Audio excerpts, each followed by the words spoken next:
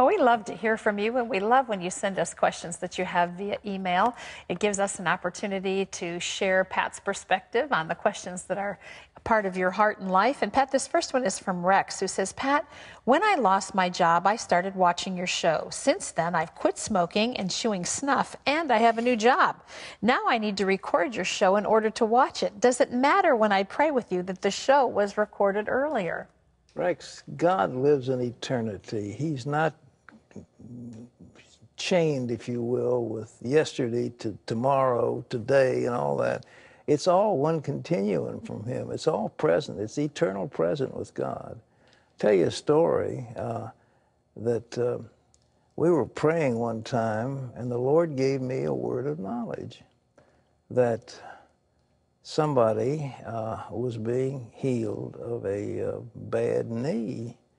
And this was a recorded show, by the way. It was recorded. And somebody was watching it, and I said, it's the right knee. And the person who was watching said, no, dummy, it's the left knee. And I stopped and said, no, it's the left knee. Now, this was mine was on tape, and they were live. Wow. And God healed their knee. Yeah. So, and you know, very often we've even had that odd situation where someone is watching the show and a word is given, and they know if someone else who has that malady, they claim it for them, and God heals the other person. You can't limit God, so don't try to. So just enjoy it. But there's a continuum always, and we've had weeks delay, months delay, different languages and so forth. You know. Yeah. Anyhow. Go ahead. Okay, this is from Sharon, who says, my elderly sister is mentally incompetent, and my adult daughter has custody of her and her assets. Unfortunately, she's been ignoring my sister and spending the money on herself. I would like to get custody of my sister, but I dread taking my daughter to court. Are there times when legal battles are the best solution? Sometimes they're the only solution. You have courts for just this very reason. If somebody is misusing a trust, and that's what it amounts to, they have to be called into account, and it's nothing unchristian to bring somebody. I mean, your sister is stealing money. That's what it amounts to. It's her daughter who's stealing her sister's money. Excuse me, her daughter. Yeah. Her daughter is stealing the money belonging to her mentally impaired sister, and you have to stand in the way of helping the infirm and the needy and the helpless. Yeah. You might want to try talking it out with her before you do the legal route, don't you think? Well, you can talk it out, but if she'll say, I'm not doing it, and she'll downface you. But, I mean, of course, you go to that first, yeah. Okay, this is Norma, who says, my 17-year-old daughter wants to drop out of school, and she doesn't want to listen anymore. She goes out with her friends after school and comes home late. She also stays out all weekend, and I can't stop her. The school counselor said to let her do whatever she wants. Do you think I should tell her to find her own place if she doesn't want to follow my rules? Well, you could do one thing. You could, again, call on the court system.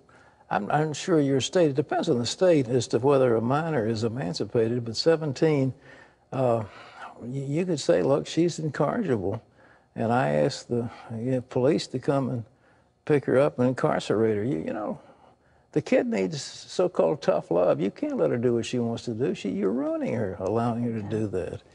It's pretty hard at 17, you know, to tell a child that they can or can't do something when they simply do it anyway. Do you think she should tell her to get her own place?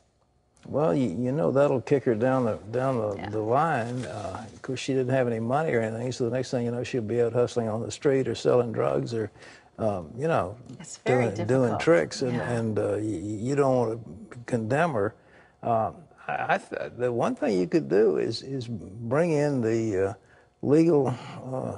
Maybe speak to an attorney and find out what your choices might be. I think it depends on the state. You know, we have 50 states, and the jurisdictions are different, so this isn't a national law. But it does seem like to me a child is incorrigible. That's what it amounts to. You can have restraints put on her, including putting her in jail. And, you know, she needs a shock. Yeah, but the last thing in the world is let her do her thing. Good grief. Yeah. All right. This is Naomi who says, Pat, I know I should read the Bible every day, but I have poor eyesight. Reading often seems like more trouble than it's worth. What does reading the Bible really do for someone anyway? And if you can't see, what can you do? Thy word is a light, a lamp unto my feet and a light unto my path. By your word is your servant warned. In keeping of your commandments, that great peace have they that love thy law. You can go on and on and on. To have peace of mind, to have knowledge of what God wants, to be led by the Lord, on and on and on. Things that are just a complete blessing. You need to hide the word in your heart that you might not sin against the Lord. So you need to know what the word is. So you've got poor eyesight. Why don't you get one of those audio Bibles? They have them available, and you can play the audio, and it's, so you don't read it, you hear it. It's the same thing. That's the way it used to be in the old days. They heard, they couldn't read, so the people in the services read the word to them. That's all the time we've got for today. Thank you for those questions. God bless you.